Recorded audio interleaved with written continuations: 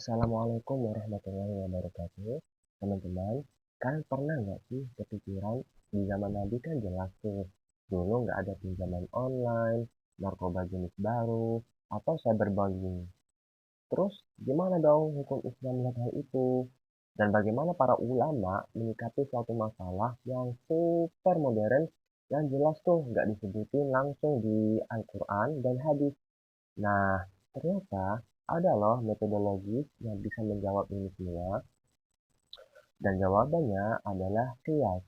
Kias itu ibaratnya alat yang penting untuk nunjukin hukum Islam itu dinamis loh, bukan sesuatu yang bersifat kaku dan ketinggalan zaman.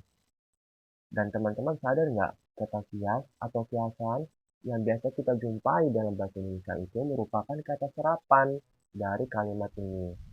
Dan dalam KBBI, kias itu diartikan sebagai perbandingan atau analogi. Nah, sedangkan secara istilah, kias adalah suatu metode untuk menetapkan hukum kasus baru dengan menyamakan dengan kasus lama yang sudah jelas ada dalilnya.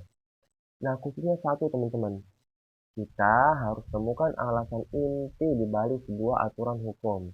Nah, alasan ini dinamakan illat teman-teman, atau bahasa lebih mudahnya, sebab paling mendasar kenapa peraturan itu ada. Nah, biar kita nggak bingung, kita kasih contohnya nih, biar gampang memahaminya. Contoh ini ada dalam Al-Quran, dan ayat ini sudah sangat masyhur didengar oleh kaum muslimin.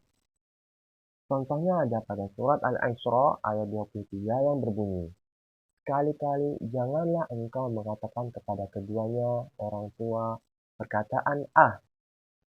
Nah, pada ayat ini, Al-Quran melarang secara spesifik perkataan ah atau oh, sebuah kata yang kelihatannya sepele, tetapi kata ini menunjukkan kata keluhan atau rasa tidak hormat dan menyebabkan rasa sakit hati kepada orang tua.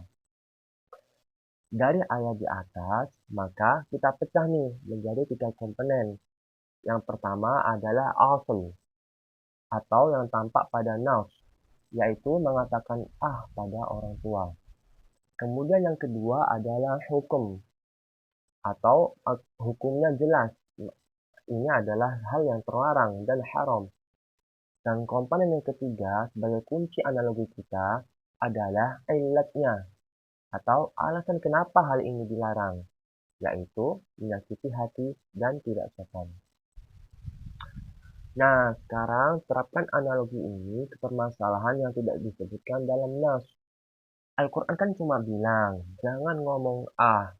Terus, gimana dong sampai membentak, berteriak, apalagi sampai memukul? Tentu saja tidak boleh. Disinilah kias menunjukkan kekuatannya. Logikanya jadi sangat sederhana dong jadinya. Karena mengatakan ah saja menyebabkan rasa sakit hati sedikit saja, merasakan sakit hati sedikit saja dilarang, apalagi memukul yang menyebabkan rasa sakit hati yang lebih tinggi. Dari contoh yang kita pelajari tadi, teman-teman, apa sih yang dapat kita jadikan sebagai pelajaran? Nah, contoh tadi menunjukkan sesuatu yang mendasar bagi kita tentang sifat hukum Islam. Bahwasanya lewat qiyas, kita jadi tahu kalau hal ini itu adalah sebuah kerangka hukum yang dinamis, logis, dan beradaptasi pada semua zaman. Karena fokusnya pada alasan atau ilat di balik peraturan, inilah yang bikin hukum Islam tetap hidup dan relevan sepanjang zaman. Mungkin itu yang bisa saya sampaikan pada kesempatan kali ini. Kurang lebihnya mohon dimaafkan. Assalamualaikum warahmatullahi wabarakatuh.